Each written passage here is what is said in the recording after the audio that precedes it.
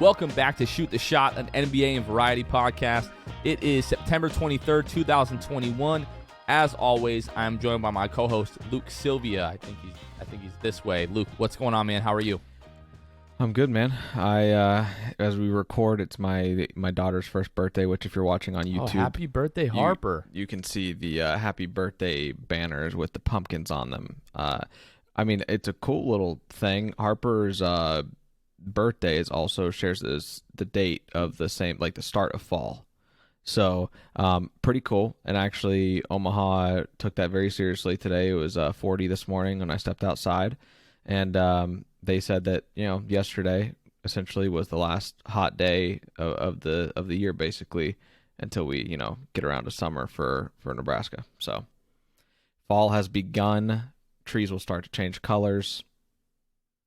I mean, I say it every week. Football's here. Yeah, fall is well underway. That's pretty wild because I know you grew up in Florida, so you are accustomed to what I am accustomed to, which is like the end of October we'll get like 2-3 days where it's a little bit chilly, then it'll get hot again, and then it might be kind of cooler for a couple of weeks, it'll get hot again, and then it might be like in the 80s for like a couple of months, and then it's like it's Florida 80 on Christmas. can never really make up its mind. So yeah, Nebraska, that's wild. 40, and it's gonna stay that way for a while. That's pretty crazy. Yeah, Luke, we are about a week away from most teams having their media days. A little over a week away from teams having their training camps, like 2-3 weeks away, I think, from preseason, and we're like a month away from the NBA season starting.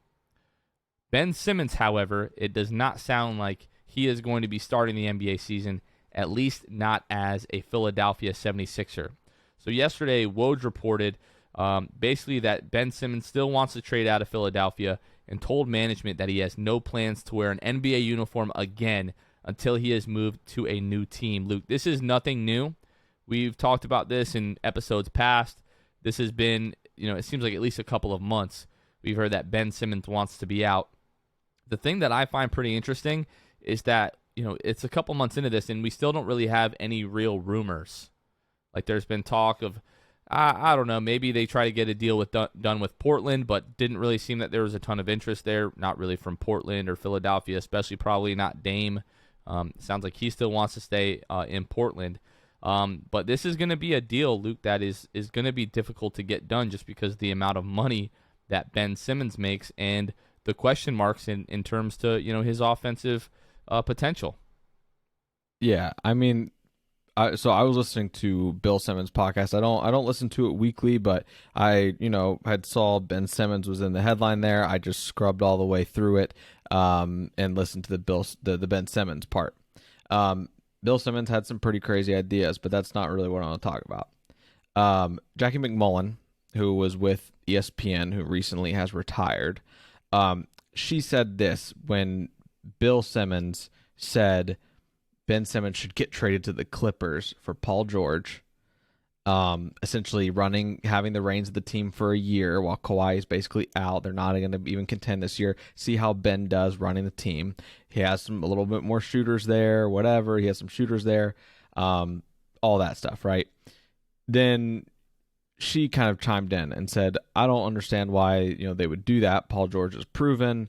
Kawhi matches the timeline there with PG when he gets back, blah blah blah. Still a talented team. Then she said this: Ben Simmons last season shot 325 field goals, 315 of them inside the paint. Made. Sorry, was that made or took? Made. So regardless, 315 of those inside the paint. Right? He took 25 mid-range shots. That's it. Took 25 mid-range shots and shot 3 for 10. 10 threes all year. Shot 3 for 10 from 3. She made the point. She was like, why doesn't he just shoot a couple more? He might actually shoot a better percentage because he'd be in rhythm. Like he'd have something going. Whereas he just takes 10 threes all year and hits 3 of those. So wide open, end of the shot clock, end of the quarter. Right. And we've talked about it. I've said it before, you have to have the most euphoric state for Ben Simmons to be able to lead a team. I don't even want to know how bad that Clippers team would be if Ben Simmons was there. I mean, yeah, it's the Clippers and they're talented, but man, and without Kawhi too. I mean that team, maybe it works out for you and you get a lottery pick out of it. I don't know, but I don't know how you would trust Ben Simmons in that situation. He definitely needs to be number 2 guy, right? I mean, do you ever see Ben Simmons getting to the point where he is the number 1 guy? I don't really think so. Definitely not offensively. I don't know if he has it in him to be like the alpha. I think if he did, we would have seen that by now. I think it's pretty clear to anybody that watches basketball, either diehard or casually, that Joel Embiid is very much like the leader, the heart and soul, the alpha of that team. Like the lack of the instinct to take over and be the number 1, and you pair that with his lack of ability to take over and be the number 1 offensive unit. Yeah. I just don't understand it. I mean, when we talk about Ben Simmons, he still has 4 years, $147 million left on his contract, including $33 million for this upcoming year. Like, the 76ers, they gave him this extension in the hopes that they were going to be able to win a championship, with their, big 3, big 4 in Philadelphia, whatever you want to call it.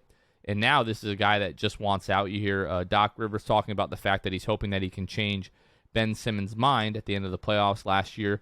He was asked, whether or not he thought that the Philadelphia 76ers could win a championship with Ben Simmons, and he didn't say yes, he didn't say no. He said, I don't really know the answer to that question, but I think if you just kind of read the room, the rest of the NBA and people that cover the NBA, the overwhelming majority of people don't feel like Ben Simmons is going to be the best or the second best player on a championship team. So at this point, it's like it's a stare down. It's a staring contest to see who's going to blink first, whether it's going to be Daryl Morey in the front office or if it's going to be Ben Simmons. And the longer that Ben Simmons is there, obviously, Philadelphia still feels like their window is open with Ben Simmons. But if he's really not going to play, how long are you willing to ride that into the season when potentially, without arguably your second best player, you probably are going to lose quite a few games that you would have won, if Ben Simmons was playing. So it's going to be interesting, Luke, to see, kind of who blinks first. And I really don't think it's going to be Ben Simmons. I think he's going to ride it out. I don't think he's going to play to start the season. I think he's going to force Philadelphia to make a trade. And, you mentioned on the Bill Simmons podcast, we were talking off air, that they were saying how, Daryl Morey, wants to be the guy to clearly win the trade. And I just don't know if it's possible given, Ben Simmons' trade value. Yeah. And one thing they did go on to kind of talk about, which has, been something that's been thrown out there, obviously, is, talking about the T-Wolves. I mean, do you try, if you're Daryl Morey, try to get D'Angelo Russell and send, Ben Simmons to Minnesota? Because I think in that case, it would fit Ben Simmons very well because he'd be playing with a guy in Cat who is incredible from behind the arc.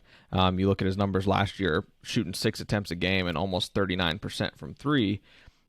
Just a really skilled big man. If you get Ben Simmons in that type of role, I think Minnesota, is a place where, the number 1 guy being Cat would be a place that he could kind of thrive. Now, I don't know if Daryl Morey really bites on that or not. I don't know kind of what the route there would be to make it happen, but that's kind of an interesting scenario as well. And, don't worry, T-Wolves, we'll get to you guys as well. Yeah, definitely. I mean, looking at the money, it looks like the money would work. D'Angelo Russell set to make about $30 million this year, but I just don't think Philadelphia does that. I mean, I'm sure the Timberwolves, I think, would love to do that, to move D'Angelo Russell and get Ben Simmons as a return.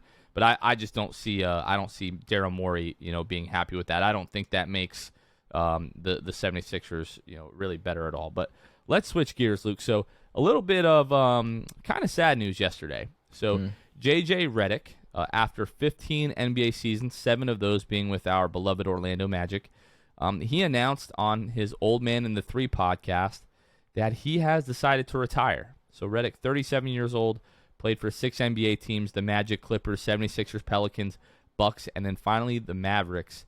Averaged 12.8 points per game in the regular season, His 1,950 career makes from the three-point line rank him 15th in NBA history, Luke. JJ Redick, man, do you have a strong feeling about this one way or the other? Yeah, I mean, JJ Redick, kind of speaking on him in general, he, is a Dookie, right? I mean, and one of the most hated college players, and then Grayson Allen Of all came time. in. And Grayson Allen kind of, had that hate as well for him. And so JJ Redick, I mean, but then, he comes to Orlando. And at first wasn't sure how to feel about it. I knew he was a good player, obviously, but also knew he was a Dookie. And, at that time in 2006, I was 10. And I do, remember JJ being on the Magic just because I was a big Gator basketball fan. And, the Gators, obviously college basketball team, being one of the best at the time, Duke, everybody knows Duke rosters. So I knew who JJ Redick was. I was heavily enthralled with the Gator basketball team at the time, so I knew who that was. But quickly, I mean, JJ Redick kind of, won over the hearts of Magic fans. Was, never averaged more than, what was it, I think 11 points a game in Orlando. But was, a key piece there. And I think that, he's something that the Magic fans would have obviously welcomed him back to retire with Orlando. Was that kind of a pipe dream you had, Jonathan, that JJ Redick would maybe somehow return to the Magic one day and retire with the Magic? I mean, I kind of hope so, but just, throughout the years listening to, him, how much he loved LA, and then, Right. He and his wife moved to Brooklyn. I remember him talking, this might have been back when he was doing the Vertical podcast. Mm-hmm. When he first started podcasting, way back in the day. Mm-hmm. And he talked about how his first, few times coming to Orlando after being traded, to Milwaukee, and then, he signs with the Clippers that summer, but how he would walk past his old apartment and he would kind of have all these feelings. But after a while, his real connection to Orlando was the people within the organization. And over the years, each time he would go to Orlando, it'd be less and less people that he was, so it doesn't really seem like he still has that connection to Orlando, like somebody I don't know, like Jameer Nelson, would have something like that. Like with Jameer, Right. yes, I had hopes, towards the end of his career that we would sign him for a day and he would retire as an Orlando Magic player, or Hito Turkoglu. I kind of gave up on that with JJ a few years back. The more and more that he started to talk about these other cities that he was in, and he really seems like Brooklyn is his home. Wherever he was playing the last few years, since he, his family moved to Brooklyn, they've just fallen in love, with Dumbo, the neighborhood that they live in, and everything like that. So no, I kind of gave up on that, but just like you, right around, the end of JJ Redick's college career is when I really got into college basketball, particularly North Carolina. So I remember, him, Tyler Hansbrough, those early North Carolina teams with him, I think it was his freshman or sophomore year, something like that. But JJ Redick was just an absolute animal, and he was such a good player and just didn't take crap from anyone. So it was really easy to hate him. But when he was drafted by the Magic, I was really excited because he was a great player. Obviously wasn't, in the rotation early on in his Orlando Magic career, but continued to work his butt off, earned the trust of Stan Van Gundy, was an integral part of, the 2009 team that made the finals, the 2010 team that made the Eastern Conference Finals. And then, when he was traded, that was really tough. I think after he got traded, I think one of the first people to wear number 7 might have been Ben Gordon for the Orlando Magic. Mm-hmm. And we've talked about this on the Six Man Show, but just how that rubbed me the wrong way. I didn't ever want anyone else to wear number 7. When Jason Smith decided he was going to wear number 14, after Jameer left, it was I never wanted anybody else to wear number 14. And, Right. Now I'll never want anyone else to wear 9, now that Vooch has left, and, so on and so forth. So, I mean, I'm just really happy for JJ. Over the last few years, I've become more of a fan of JJ off the court and the podcasting and the personality and everything like that, more so than the player. But I always enjoyed, watching him on those Clippers teams when the Clippers were really good. And we're going to continue to hear from JJ Redick. That's the cool thing. And I really can understand where he's coming from, because now that I'm 28 years old and I have a family, as a kid you grow up and you're man, I would love to be in the NBA. Mm-hmm. But if someone came to me outside of the money, anyone would take millions of dollars to do almost anything. Right. But if I could choose like being in the NBA versus like doing this, and I was told I was going to make the same amount of money, I would do this because it allows me to be home with my kids, with my family. I've been working from home basically since like the very start of COVID, and now I'm like permanent, remote at my job. And I wouldn't give it up for anything. If they were going to give me a pay raise to go back to the office, I wouldn't do it because being with my kids all day, every day, I realized what I would miss if I wasn't here. So when JJ says, it's time for me to be a dad, I get that 100%. But we just wish JJ the best, in retirement. Whatever he's going to do outside of the, Old Man in the 3 podcast, he's going to kill it. Luke, now that JJ's going to have some free time on his hands, we might be able to get him on the 6-man show. Who knows? That's definitely going to be something that we're going to continue to try for. Yeah, that would be nice. That would be great. All right, Luke. So we mentioned a little bit ago when we were talking about Ben Simmons and, Karl Anthony Towns and all that kind of stuff, that we were going to get to the Minnesota Timberwolves.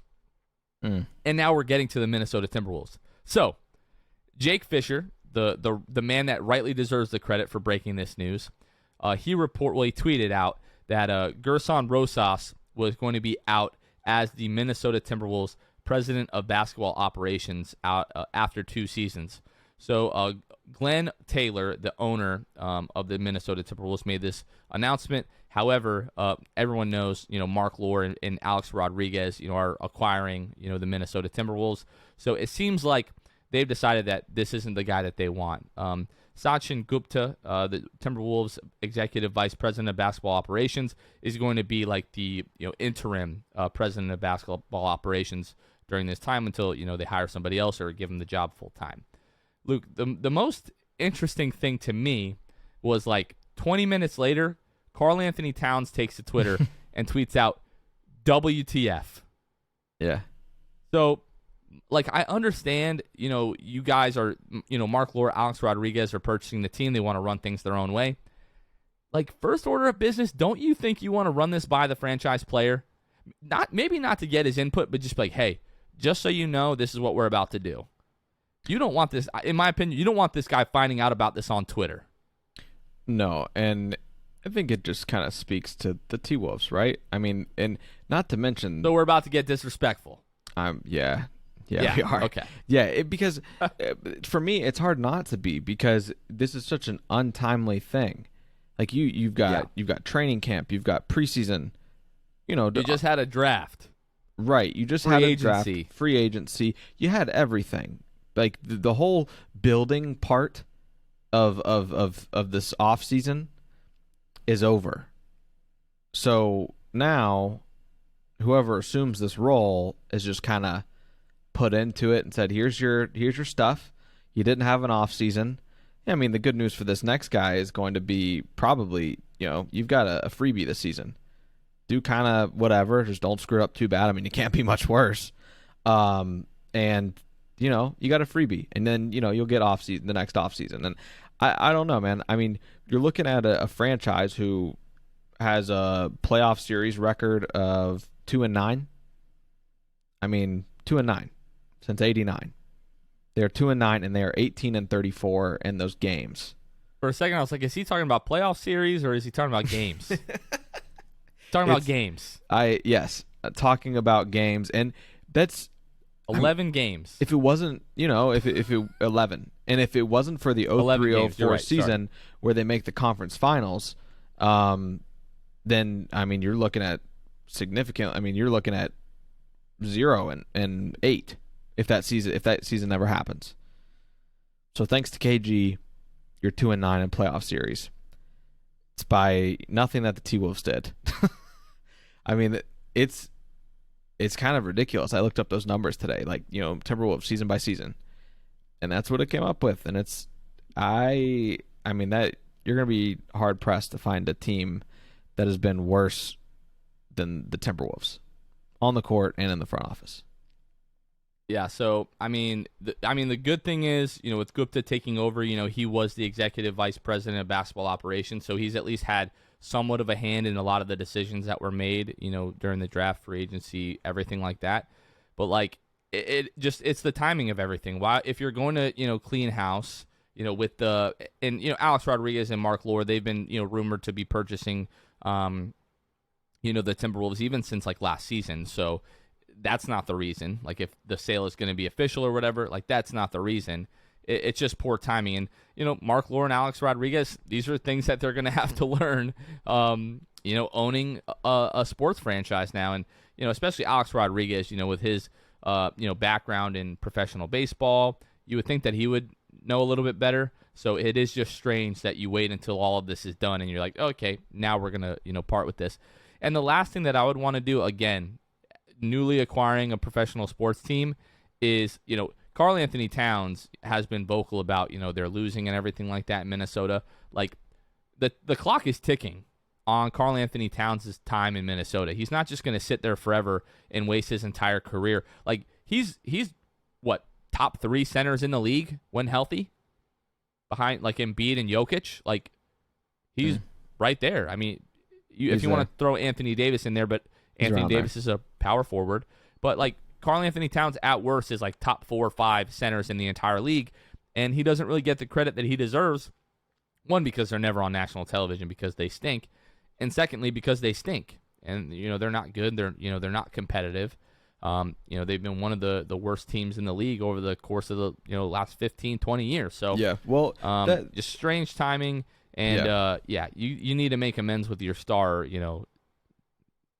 He's going to be on his way out. Well, and there's been, reports that there's kind of been the strain between, between the GM and the front office, everybody. I mean, there's been a strain, and they said it's been for the past few months was the wording that was used. Months. So I'm not going to sit here and act like I know what goes into, being a GM or, being part of the front office and, a coach or anything like that. I don't know the drama behind closed doors, how that goes usually, but it's been going on for months. So they're saying like potentially before draft happened, but before all this stuff, before their offseason really began, there was already some tension. And you're waiting till they've got, I think, 6 days until training camp. I mean, not ideal. I mean, I hate to harp back on how untimely this is, but if this tension's been there for months, I mean, you can't tell me there wasn't tension before that then, right? I mean, and you just got to kind of part ways and try to hire a GM. I mean, I don't know. Like I said, I'm not going to act like I know what goes into all that stuff. I just know that I'm not the only one clowning the Minnesota Timberwolves today. That's what I know. Well, one thing that you and I have, to be grateful, of Minnesota is Jalen Suggs. So let's not badmouth Minnesota too badly because they did give us, Jalen Suggs. So we at least have that to thank them for. All right, Luke, let's go ahead and let's talk about some of the worst teams in the NBA this season, or who we think is going to be the worst teams in the NBA. So just to give you a little bit of a backstory here, Luke, looking at ESPN.com, kind of like their preseason power rankings, the worst 3 teams in the league, in their opinion right now, are our beloved Orlando Magic, went 21-51 last year. The Houston Rockets at 29, who went 17-55, and then the Oklahoma City Thunder, who went 22-50 last year. Luke, what team do you think is going to be the worst team in the league next season? I think I'm gonna have to go with the Rockets, man. I think that as far as the Rockets go, they've got so much young talent there. I think it's going to be a toss-up between the Magic and the Rockets for the same reason. They're just very young. I mean, you look at the Rockets, right? Similar to the Magic, they'll be fun, but they'll be bad. You look at it and they've got, they added Şengün, Jalen Green, and then you've got the young guys there, KPJ, Jayshawn Tate, Usman Garuba, Josh Christopher. I mean, they've got so many young guys that are going to make it a fun team. I think they will be a league pass team, but I think they will be very bad. I think it'll come down to a toss-up. I'd be surprised if, the Rockets win over 19 games this year. I think that they'll be, somewhere in that, 16 to 17 range. Well, I think when it comes to the Rockets, and I'm right there with you. I think it's going to be. It really comes down to those bottom 3 teams. I think I'll go with Oklahoma City, and we'll talk about that in a moment. But I do think there is a reality where they're trying to trade John Wall, trying to find him a landing spot. He's making upwards of $40 million. So you're going to have to bring back like some pretty significant contracts to make that work. So we'll have to see what the team looks like when those moves are made. But like you said, young guys, Josh Christopher, Alperen Şengün, Usman Garuba, Jalen Green, all those guys they just drafted. You still have Kevin Porter Jr., Kenyon Martin. Like Jalen Green, you and I have talked about this ad nauseum. I think he has the ability to be the best player in this last draft class, and I think he has a legitimate chance to win Rookie of the Year. But yeah, I'm right there with you. So many young guys, do have some veterans in there, like Eric Gordon and DJ Augustine, and we'll see again what happens, with the John Wall move and everything like that. Still have Avery Bradley. Some of the other guys that I'm pretty interested to watch, see what happens, like Daishen Nix, who we saw in the G League Ignite last year. I don't even know if he's going to make the roster, but I liked what I saw out of him. They still have Christian Wood, by the way. So yeah.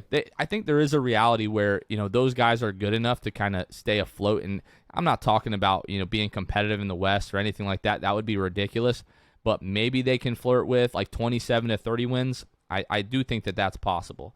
Let's talk about the Magic really quickly before we talk about the Oklahoma City Thunder. So here's my case for, like the path for the Magic to be the worst team in the league. So it all comes down to Jonathan Isaac and Markelle Fultz. So we know that right now we don't really have a specific timeline on when those guys are supposed to come back. But let's say worst case scenario. When Markelle went down in January, we thought it was going to be the All-Star break of this season before we were going to get him back. Let's say we don't get him back until like closer to the All-Star break. Jonathan Isaac, who was asked a couple of weeks ago if he's going to be ready for opening night, didn't really instill a lot of confidence. Basically said, we'll see. Mm-hmm. Still weaning off the knee brace, things like that. Again, wasn't like it didn't sound that confident. But Kevin and I talked last week on the Six Man Show, about how Jonathan isn't the kind of guy to come out and brag like, oh yeah, I'm going to be ready for opening night. So it's very possible we could be reading too much into that. But let's say Jonathan Isaac doesn't come back until 3 or 4 weeks into the regular season. I think there's a real possibility that you go into January like, all right, Paolo Blancero or, Chet Holmgren or one of those types of guys on your radar with potentially flirting with the number 1 overall pick next year. So if those guys aren't back to start the season, I do think the season could get really ugly for the Orlando Magic. Luke, what do you think about the Oklahoma City Thunder? Do you think they have a chance to be the worst team in the league next year? Oh, I mean, there's definitely a chance. It's all in those, the power rankings essentially that I think you just read from ESPN. I mean, it's really not it's a no-brainer in terms of who's going to be the bottom 3. It is definitely OKC, Orlando, and Houston. My thing with OKC is that, I mean, you're one SGA injury away from being the worst team in the league, no doubt. And if OKC not even close. Yeah, and the thing is with OKC, last year we saw it. They didn't hesitate to kind of plunge to the bottom there. I think Shea had like plantar fasciitis or something like that. And so right, I mean, you put air quotes there exactly. Who knows what he had? If he did, I mean, he was out for a very long time. So yeah, I think that you're going to see a lot of minutes from guys like Poku. And Giddey as well. And so, we'll kind of see what happens with OKC. They definitely have the least amount of margin for error when it comes to, performance. Like I said, SGA goes down. I definitely think that they are the worst team in the league. But, barring, if all of these teams stay healthy, I think that Houston still has, the best chance, I would say, to be the worst team. Because if SGA is healthy, I think that OKC won't be the worst. But that's all riding on injuries, and we all know that happens far too much with the NBA. Well, I mean, who knows if we're going to see like the emergence of Alexei Pokusevski? Like we have Poku to thank for Jalen Suggs. It's true. Like if he doesn't go crazy last year, they beat, I think it was the Clippers the last game of the season. We don't end up with Jalen Suggs, more than likely. So, but yeah, when it comes to Shea, this is all I'll say. Scored 31 points, 4 assists, and a 9-point win over the Minnesota Timberwolves, who they were kind of fighting, with for the worst record in the league last year at this point, in March. And then he doesn't play another game for the rest of the year, misses the last 2 months, with the foot injury that he had. So, I mean, just a heck of a tank job by the Oklahoma City Thunder. And then they take Josh Giddey, who we only saw for a few minutes in Summer League before he, tweaked his ankle or whatever he did. But, yeah, you're right. Like, they're one Shea Gilgeous-Alexander, injury away from being by far and away the worst team in the NBA. So I think I'm going to go with the Oklahoma City Thunder being the worst team in the league next year, just because, like I said, I do feel like there's a possibility, that the Rockets are able to keep their head above water. I think it's going to come down to OKC in Orlando. A lot of that is just going to depend on the health of Jonathan Isaac and Markelle Fultz when they come back. But I do think the Magic are going to be in the running, for the number 1 overall pick. The great thing is, even if the Magic are, way better than the Oklahoma City Thunder, they just have to be the bottom 3 next year if they're looking for a number 1 overall pick. So, all right, Luke, we're going to take a quick break, and when we come back, we're going to talk some college NFL bets. Guys, autumn is in the air, the pumpkins are in the patch, and our friends at Manscaped are here to make sure you don't carve your pants pumpkins when you're grooming, if you know what I'm saying. Make sure you're keeping things fresh this fall with the leaders in male grooming and their brand new 4th generation performance package. Boys, get ready for a cuffing season like no other. Ready to take the leap into fall with Manscaped? Join the 2 million men worldwide using Manscaped by going to Manscaped for 20% off plus free shipping with the code SIXTH. That's SIXTH, manscaped.com. First off, the new Performance Package 4.0 includes the new Lawnmower 4.0. If you're looking to cozy up this fall, this trimmer is essential. Their 4th generation trimmer features a cutting-edge ceramic blade to reduce grooming accidents thanks to their advanced skin-safe technology. It also gives you the ability to turn the 4000K LED spotlight on and off when needed for a more precise shave. Plus, it's waterproof. Seal the deal with Manscaped's liquid formulations, the Crop Preserver Ball Deodorant. Everyone knows pumpkin spice lattes and ball deodorant go hand in hand. Get 20% off plus free shipping with the code SIXTH at manscaped.com. That's 20% off plus free shipping with the code SIXTH. That's SIXTH at manscaped.com. Make your balls a priority this fall. Choose Manscaped. Your balls will thank you. All right, Luke. So the last time that we talked last week, you were sitting at 4-1-1 on the year with your college bets. Give us a little reminder of what your bets were last week, how they went, and what's the record looking like now. So last week, one of the bets that I had here for you guys was Penn State -5 versus Auburn. Basically saying that I didn't believe Bo Nix could go to Penn State and essentially be great when the lights were on him. Penn State had won and covered their last 6 games. As I noted last week, big street guy. Penn State goes on to win 28-20. So they were able to cover that spread. And then I had Marshall, Jonathan, and one of the most upsetting, that's dramatic. It was a heartbreaker for me, Jonathan. I had Marshall -10 against ECU. Marshall up 38-28 going into the 4th quarter, Jonathan. I need them to cover 10. They're up 38-28. We can, at this point, we can let ECU score a touchdown and you don't score anything and we push at this point, right? And I'd be okay with that at that point. No. ECU goes on, Jonathan, and scores 21 unanswered in the 4th and wins the game 42-38. God, talk about a bad beat. That's terrible, dude. And I just was watching ECU just score after score after score. Made me sick to my stomach. So my record total for college this year, Jonathan, is 5-2-1. Now, as far as I'll just dive real quick into these week 4 before we get to NFL here. This week I have Liberty -6 against Syracuse. We benefited from Liberty a couple weeks ago here, and the only reason that I bet Liberty at that point was Malik Willis.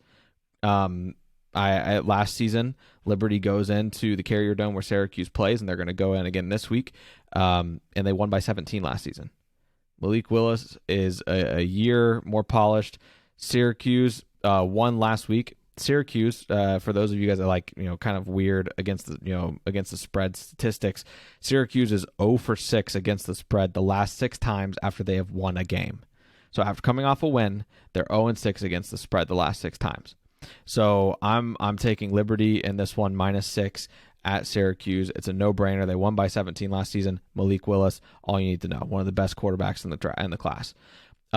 Then here's one that might surprise you guys. I'm wearing a Florida Gator t-shirt right now. However, I am going with Tennessee +20 against Florida this week at the Swamp. I think that this is a Alabama hangover for Florida. Florida, loses last week by 2. You make an extra point. You don't have to go for 2 at the end. You're going to overtime, essentially. Alabama last drive of the game is a whole other thing. I'm just on my soapbox now. But Alabama last drive of the game doesn't even get in field goal range. They have to punt the ball to Florida with like 2 seconds left in the game. I think Florida will be feeling good about themselves hanging with Alabama when the spread of that game was 14.5. Florida hangs with them. I think you're going to see an Alabama hangover. Anthony Richardson for Florida will be back this week. He wasn't in the lineup for Alabama last week. But I think Tennessee's offense is balanced enough.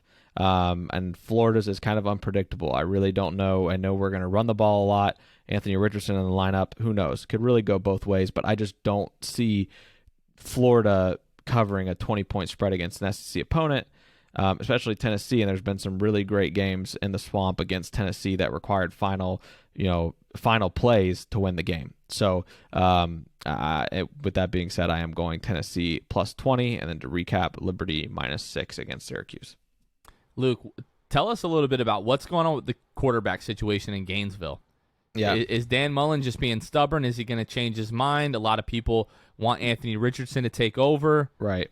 Yeah. So I think the biggest thing with the quarterback situation in Gainesville, everyone, and I mean everyone, was on the Anthony Richardson should be starting. He's a redshirt freshman. He, was one of the top, average yards per run player in college football going into last week, including running backs. I mean, I think he was averaging like 14 yards a carry or something like that. And because he had like 2 70-yard touchdown runs so far this season against USF and FAU. But then, last week, Emory Jones steps in, passes for almost 200 yards, rushes for 77 yards against Alabama, against a defense that we really thought that he would throw multiple picks, and he only threw 1. So Anthony Richardson kind of has his hands full now because Emory Jones has just played his butt off essentially for his standards, and Florida only lost by 2 against, the number 1 team and seems to be the best team in the country by a wide margin. So not too sure what's going to happen as far as that goes. Dan Mullen is very stuck in his ways, I would say. Kyle Trask. Who's your defensive coordinator again? Todd Grantham. Oh, that's right. Yeah. So, yeah, exactly. Todd Grantham should have been gone a season ago. But another, quick point about that is that, Kyle Trask, who now plays for the Bucs, was the backup to Felipe Franks for a couple seasons. Felipe Franks goes down to injury. Florida was down in that game against Kentucky at Kentucky by I think like 14 or something like that. And Kyle Trask comes in the game and the Gators win the game, and then the rest is history, right? So Dan Mullen is just he's playing with the GOAT. Yep, exactly. Dan Mullen's just very stuck in his ways. If you're the starting quarterback, he's going to ride with you. But he is the quarterback whisperer, right? I mean, he's had some great quarterbacks that he has coached. And so I think that you kind of just have to trust Dan on this one until something happens here. We'll see. I would love to see Anthony Richardson start, but I don't know that we're going to see that, especially this season. All right, let's talk some NFL bets, Luke. So I felt really good, the week before. I had done really good on, the spreads that I had picked. I think I went like 3-0 the week before, messed up some parlays. You always mess up the parlays, obviously. That's why they are what they are and the payouts are what they are. This week, probably the most devastating week that I've had gambling, in my, short 4 to 5 year, gambling career. So luckily, me and my buddy, we won a bunch of money earlier in the year. Not a bunch of money, a few $100, on the Lightning winning the Stanley Cup. So I've got a little bit of a cushion to deal with. So it's not like my kids are not starving. Like, we're paying the bills. Everything like that is good. Nobody, don't be too concerned about me. But I was so confident in the Cardinals covering last week. I bet them when they were, laying 4.5. And then when the line moved to 4, I bet them again, forgetting that I bet on them earlier in the week. Arizona wins by 1 because the Vikings missed a field goal. Now I woke up, the morning, Sunday morning, saw the Bears were laying 1.5 to the Bengals. Jumped on that, won that bet. It was basically everything from that point forward was downhill. So I had a 3-game teaser, teased 6 points on each game. So I had the Saints plus 2.5 versus the Panthers. I also thought the Saints were just going to win that game outright, so I felt pretty good about that. The Giants plus 9.5. They lost on a last-second field goal, so I covered there. And then New England, they basically were teased down to the money line. They were favored by 6, and they beat the brakes off of the Jets. So everything but the Saints, I was like, man, Jameis looked amazing week 1. They destroyed the Packers. Maybe the LASIK really helped for Jameis, and then they just get completely destroyed by the Carolina Panthers. 1 touchdown that Jameis ran into the end zone. They got crushed. Let's see, what else did I lose here? I had another parlay. Chiefs-Packers money line. The Chiefs lose to the Ravens. Let's see what else we had here. Yeah, so I did another teaser. The Lions and the Cowboys, 6 points each. So I had the Lions plus 17 against the Packers. The Lions lose by 18.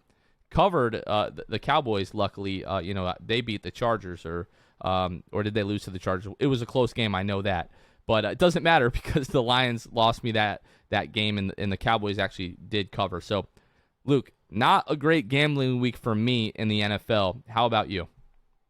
So last week it went well for me here. I had Panthers plus 3.5 against the Saints, and they went on to win that game 26-7. And then I also had Raiders and Pittsburgh. I had the under 47. Final score is 26-17. So it was I believe that's 43. So it's close, but you got the dub. I was close. I was sweating, but I was 2-0 on those picks. Jonathan, what are you kind of eyeing this week as far as NFL goes?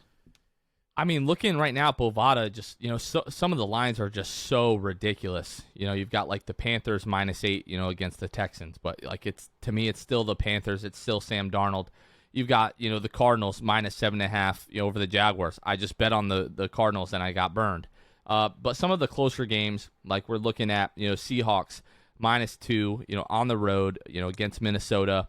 I really like the Seahawks. I love Russell Wilson. Minnesota. Yeah, they scored all over the Cardinals. Will they be able to do that again this week against the Seattle Seahawks? Would I bet 2 weeks in a row on Kirk Cousins? Absolutely not. So I do like the Seahawks. -2, against the Vikings on the road. They'll be in Minnesota. And then the Bucs, man, I'm looking at that game. Now the Bucs are flying cross country. I think they've won like their last 10 games in a row with Tom Brady. They're probably due for a loss. The Rams defense has, looked pretty solid. Matt Stafford, that offense, especially Cooper Kupp, who's been destroying me in fantasy. I played him each of my first 2 weeks in separate leagues. I do like the Bucs just because of the Bucs.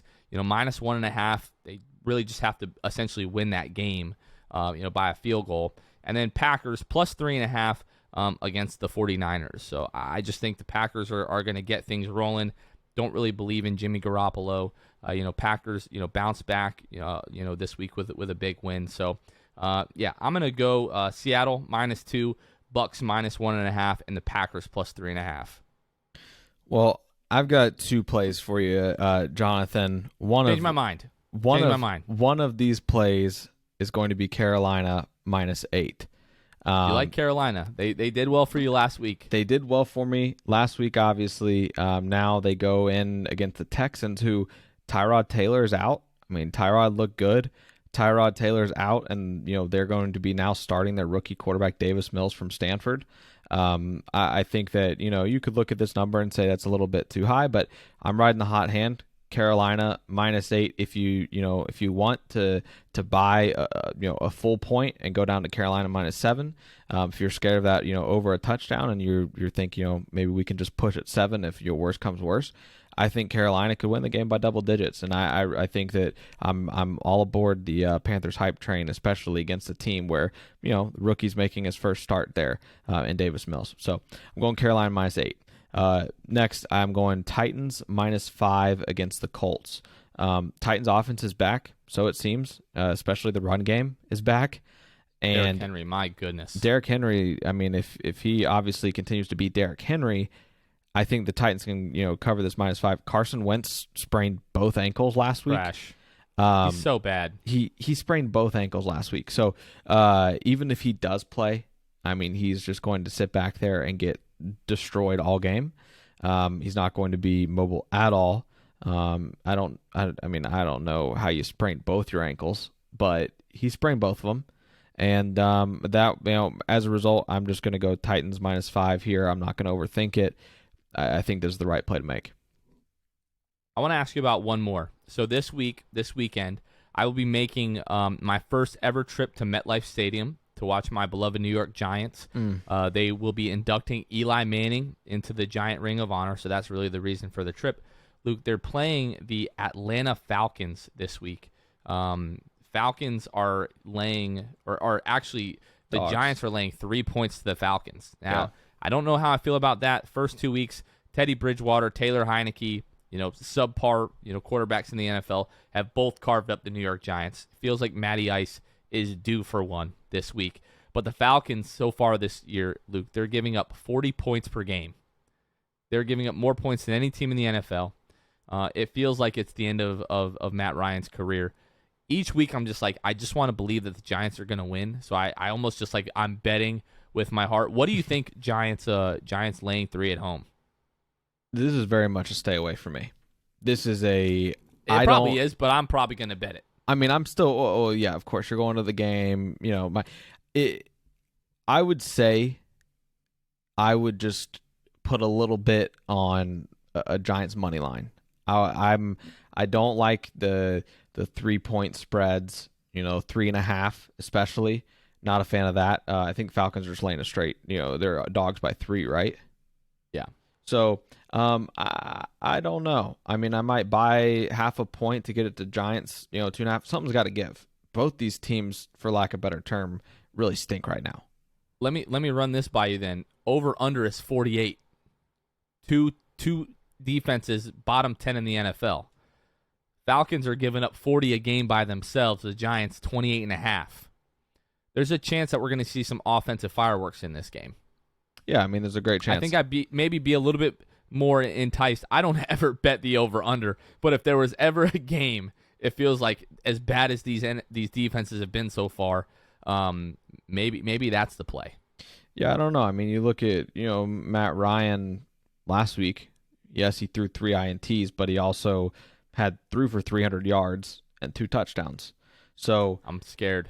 I don't know. I mean, like you said, he could go off, but if going off to you is throwing 300 yards, I mean, you could still win by 20, especially if you're the Bucks. So but the problem is, Jonathan, the Giants aren't the Bucks. So I think that they are not. Can confirm. Yes. Thank you for the reminder. One thing I'll tell you, Jonathan, I mean, good for you. Like I said, I'm going to be staying away. I know that the adrenaline of the game, it's even more fun, but it's going to be doubly hurtful if the Giants don't win the game. Very true. Well, I don't know if you saw, and I don't even know if I should be mentioning this, the meme of the guy wearing the Plaxico Burress jersey. And he's like, I wore my Plaxico Burress jersey because as a Giants fan, I felt like shooting myself. And that's how it feels sometimes. So, anyways, look, I think that's a good ending point. I don't know that it's a good ending point, but it's an ending point. Yeah. All right. Anyways, guys, for Luke Silva, you guys are listening to Jonathan Osborne, and this is Shoot the Shot, and we will see you guys next week. Peace.